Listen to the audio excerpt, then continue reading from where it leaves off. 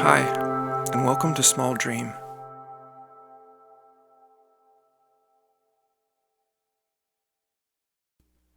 (2012) 01:04 1:57 p.m. I was asleep, wearing earplugs. Seems like it was at some party. Lots of people there, including family. I was woken up by my mom, I believe. I pulled out an earplug, but my hearing didn't get any better. I pulled out the other one and tried to pop my ears. Still, nothing. It still felt like I had earplugs in. I say out loud, "I can't hear. My ears aren't working." It seems like over the next minute or so, they faded back in, but I'm not sure.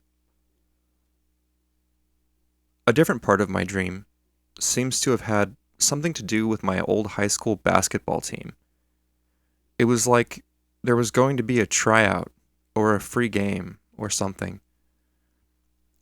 I felt stressed out about it, but then I reminded myself that it was not worth stressing because it was not actually like joining the team again.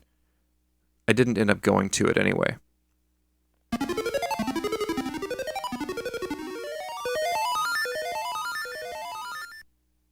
(2012) 01:06 2:06 p.m. At one point, somebody drew attention to my finger. There was a cut all the way around the finger, all the way down to the bone. Towards the end of the dream, I was with somebody, maybe Gabe. We were in some sort of a tunnel or something. It felt like underground. I came around a corner and there was this guy to my left that wanted me to come buy drugs from him. Over to the left, through this underground tube thing, then up a bit on the side and into a little room. I walked in and he was really freaky acting. He had brown hair, wore glasses, and might have been 1 to 3 years older than me. He wouldn't tell me what all he was selling. He made me ask specifically for each thing I wanted. I saw he had a big bag of weed, but I didn't see much else. I didn't know what I wanted to buy. He said he didn't have Molly. I don't recall what I actually ended up getting from him. It was something that he had to cut little pieces off of. Seems that it was tan-colored, and the 2 pieces that I had were different sizes. I had these pieces in a piece of paper towel. We went back outside into the tube. Gabe was there, and he was talking to someone. I stood there and thought about what I had. I decided I needed more. I went back in and asked if he had 4. He said he only had 3. I still don't recall what this stuff was. But anyways, I hadn't paid yet at all, and he was going to get more as I woke up.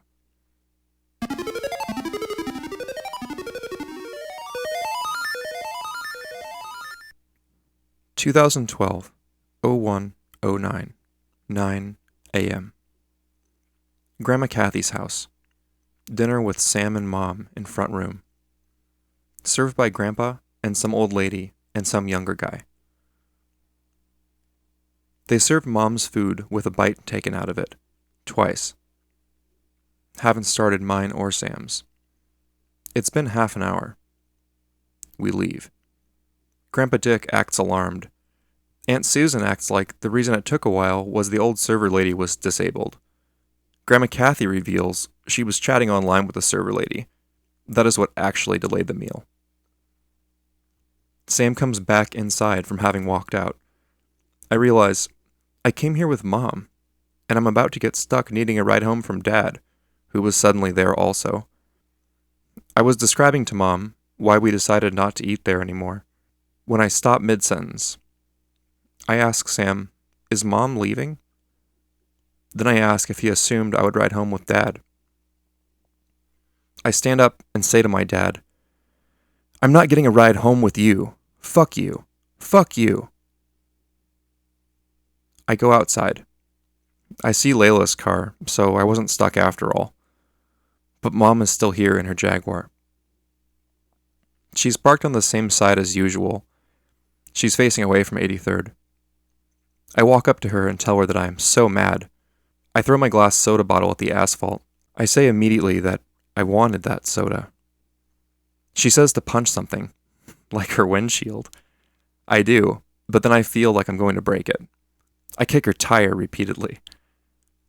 I then cross the street to the opposite from Grandma's house.